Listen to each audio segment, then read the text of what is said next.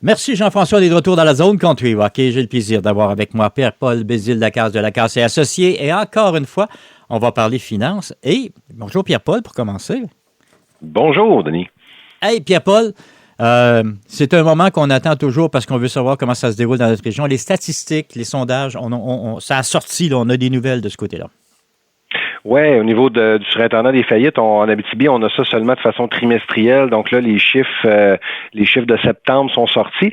Disons qu'avant, on s'en sortait très bien en Abitibi. On était très, très loin, mieux placé que le Québec, le Canada. Là, on est en train de rattraper de façon très rapide le retard qu'on avait en termes de dossiers d'insolvabilité. Si on prend, par exemple, là, les dossiers commerciaux, dernier trimestre, là, on était 30 à peu près en dessous des chiffres pré-pandémiques, donc des chiffres de 2019. Là, on vient de rattraper, là, on est à 3 en dessous, là, donc on pratiquement à parité avec les chiffres pré-pandémiques de 2019. On parle on avait 32 dossiers, on en a 31 là, dans les 12 derniers mois. Donc ça a eu une grosse augmentation dans le dernier trimestre. Puis si on compare le Québec-Canada, on est à 17-18 au-dessus des chiffres pré-pandémiques. Donc, eux ont dépassé en masse. Mais en Abitibi, on n'est pas rendu là encore, mais ça s'en vient. Il faut faire attention, là, parce qu'on parle des chiffres pré-pandémiques, dont on revient sur une ligne qui est théoriquement normale. C'est ça. Bon. C'est ça. Dans le fond, la pré-pandémie, ça faisait 20 ans que ça augmentait jusqu'en 2019, les dossiers d'insolvabilité, tant commercial, mais surtout consommateur. Et là, on a eu un creux pendant la pandémie des deux types de dossiers. Et là, ça a remonté. Et là, au niveau commercial, Québec-Canada, on a dépassé. Abitibi, on vient de revenir au niveau pré-pandémique, donc à la norme, si on veut, d'où on était en 2019. Et au niveau consommateur, on a rattrapé là aussi, on a rattrapé le Canada.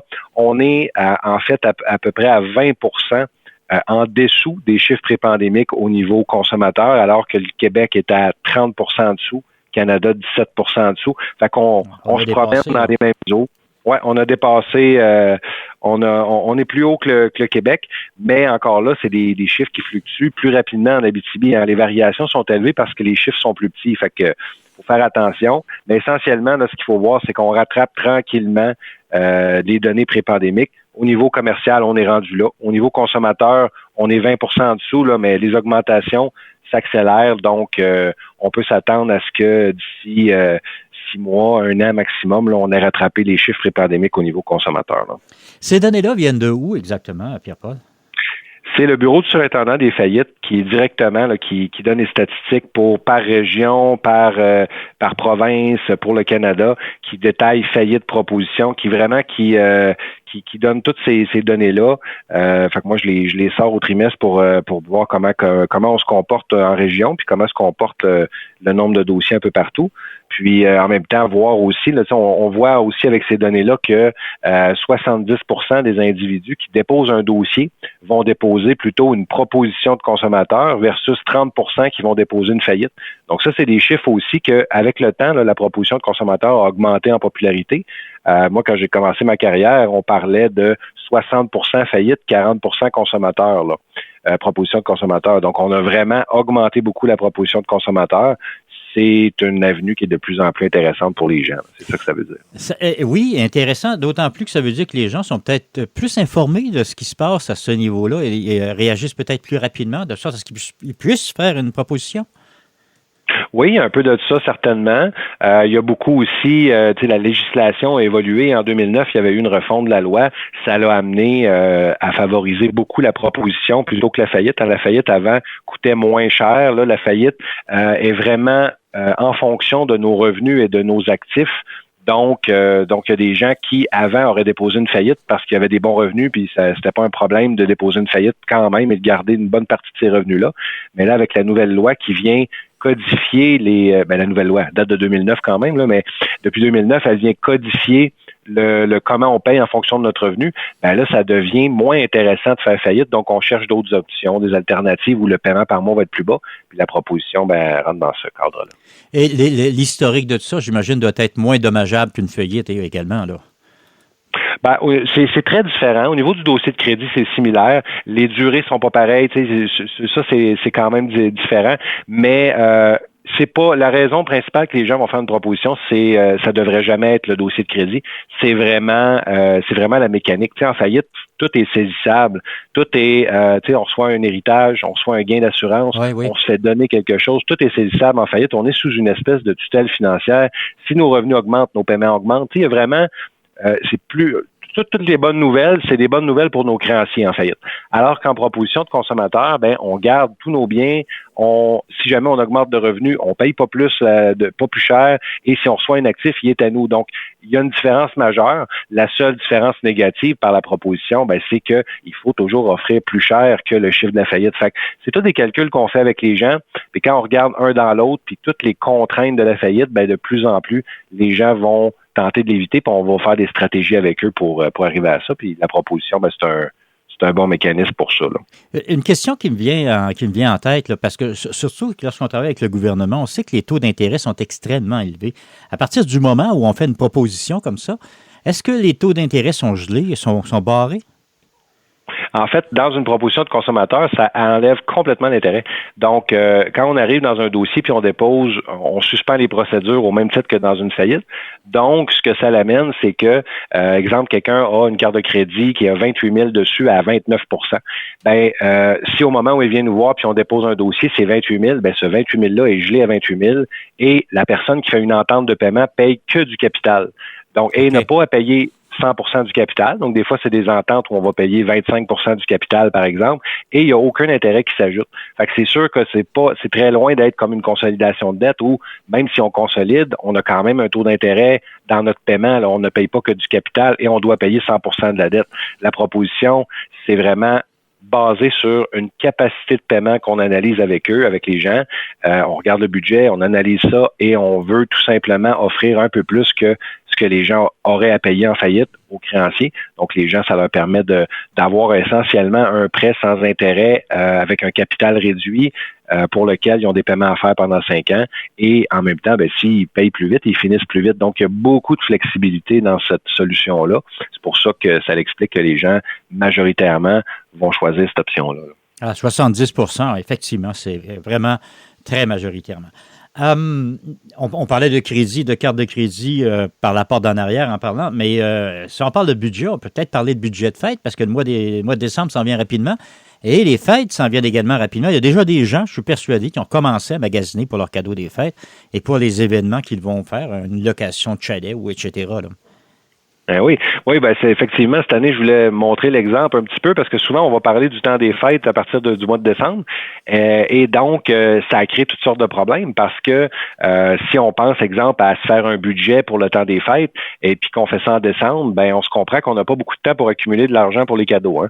Donc, un budget des fêtes devrait être fait à l'année, c'est-à-dire que quand on fait notre budget mensuellement, il faudrait tenir compte du temps des fêtes. Donc, ce que j'inviterais les gens à faire cette année comme petit défi, c'est de faire l'exercice du fameux calcul de revenus-dépenses qu'on a parlé de temps en temps dans nos chroniques, de faire cet exercice-là pour les mois de décembre et janvier pour pouvoir observer c'est quoi les vraies dépenses? Parce que il y a beaucoup de dépenses du temps des fêtes qu'on ne voit pas, que ce soit l'augmentation de l'épicerie parce qu'on reçoit des gens, que ce soit l'augmentation du coût de l'essence parce qu'on va se déplacer plus, que ce soit le coût des cadeaux, évidemment, le coût de différentes réceptions, de sortir un peu plus, d'aller dans un party de bureau, mais de devoir payer une partie, exemple son alcool ou peu importe. Cette notion-là du temps des fêtes, des fois, les gens pensent aux cadeaux, mais pensent pas à tout ce que ça implique. Donc, il faudrait, en tout cas, je lance le défi aux gens pendant le mois de décembre et janvier, parce que des fois, ça s'étire jusqu'en janvier, de faire le fameux calcul de revenus-dépenses et de voir si les gens respectent toujours les fameux pourcentages qu'on a parlé. Hein. Je les rappelle aux gens, le logement devrait être entre 30 à 40 % de nos revenus nets. La nourriture devrait être à peu près 20-25 %. Les coûts de déplacement, essence, entretien, réparation, changement de pneus, etc., immatriculation, permis de conduire, devraient rentrer dans les 20 % de notre budget mensuel. La partie loisirs, alcool, resto, activités, abonnement, activités des enfants, devrait rentrer dans 5 % de notre budget annuel. Divers, soins personnels, assurance, vie, vêtements, cadeaux, pourrait rentrer dans un autre 5 Là, ces deux 5 %-là, là, les gens, des fois, en font un 10 mais tous ensemble. Et il faut être capable de se garder un fameux 10 pour les imprévus et un 10 pour l'épargne et ne pas avoir à les jouer dans ce dernier 20 %-là pour aller piger pour les vacances des fêtes. Là. Donc, en fait, si on dépasse dans le temps des fêtes ce fameux 5 à 10 % d'hiver loisirs, ben c'est juste une démonstration que c'est normal, ça peut être très normal de le dépasser dans le temps des fêtes, mais c'est la démonstration qu'il faut le prévoir à l'année longue. Et donc, il faut calculer ça dans notre revenu et dépenses moyen mensuel, mais qu'on tient compte de cette hausse-là qu'on va voir dans le temps des fêtes, au même titre que il y a souvent une hausse dans la vie des gens l'été aussi. Des fois, les gens vont aller plus sur les terrasses, vont faire leurs vacances aussi à ce moment-là. Donc, il y a des coûts reliés aux vacances, aux déplacements, à des différentes activités qu'on fait. Donc, si on fait cet exercice-là pendant ces périodes-là qui sont un peu plus critiques, ben on va aller chercher beaucoup d'informations pour se budgéter pour l'année d'après et inclure ces dépenses-là vraiment dans notre accumulation d'argent qu'on veut se faire là pendant toute l'année. Hey, c'est important de le faire, puis c'est important aussi d'être réaliste lorsqu'on le réalise, parce que faire un budget, c'est beau, c'est le fun quand on a fini d'écrire sur papier, mais maintenant, il faut l'appliquer. Je pense que ça, c'est plus compliqué encore. Oui, ben ça vient à l'étape suivante. Hein. Tu sais, la première étape de faire le revenu dépense, c'est de faire un peu ce qu'on a dit, c'est-à-dire pendant 1 mois, 2 mois, 3 mois, inscrire chacune de nos dépenses pour vraiment être sûr qu'on n'oublie pas et reviser nos relevés de carte de crédit, nos relevés bancaires. Donc ça, c'est l'étape de prise de renseignement. Après ça, il faut se faire le budget avec ça. Donc se faire notre budget annuel, ça veut dire comment je vais dépenser par catégorie. Et la partie que tu viens de dire, c'est la partie qui est effectivement des fois plus difficile pour les gens. C'est qu'une fois qu'on a fait notre budget, ben il faut aller refaire l'exercice de voir est-ce qu'on est capable de le maintenir, ce budget-là. Donc ça veut dire réinscrire à nouveau nos dépenses et voir si par exemple, on avait budgété un montant de 200 $ pour les restaurants par mois, je dis n'importe quoi, si on ne vérifie pas, est-ce qu'on est capable de le faire, ce 200-là, ça nous sert absolument à rien de faire un budget. Donc, il faut que les gens recalculent leurs revenus dépenses et comparent avec leur budget. Et s'ils dépassent les budgets qui se sont fixés, ben là, c'est parce que leur incitatif, les changements qu'ils ont opérés dans leur vie ne fonctionnent pas. Et là, il faut faire des nouveaux changements où il faut s'ajouter soi-même des incitatifs pour atteindre les objectifs qu'on se fixe soi-même. Donc, c'est bien beau faire un budget, mais si on le revise pas, si on recalcule pas nos dépenses réelles le mois suivant ou un autre mois qu'on choisit par la suite, ben on pourra pas savoir si est-ce qu'on l'atteint, notre objectif. Oui, effectivement, c'est important, surtout avec les coûts de la vie qui sont assez variants ces temps-ci, là, à la hausse surtout. Pierre-Paul, on est déjà rendu au bout de notre temps, mais j'aimerais qu'on donne les coordonnées pour vous rejoindre, s'il te plaît. Oui, les gens peuvent nous joindre chez Lacasse et Associés ou lacassesyndic.com, peuvent nous appeler au 1-844-LACASSE, c'est le 1-844-522-2773. Les gens peuvent nous écrire à notre adresse courriel info@lacassesyndic.com et évidemment peuvent nous suivre sur Facebook ou LinkedIn. Donc, il y a juste à s'abonner à notre page là, Lacasse et Associés. Ils vont pouvoir réécouter les chroniques pour prendre des notes et ils vont pouvoir aussi nous écrire, nous poser des questions et puis commenter tout ça. Génial. Pierre-Paul, encore une fois, un gros merci d'avoir pris le temps de venir jaser avec nous. Ce fut une fois encore très instructif. Merci beaucoup, Denis.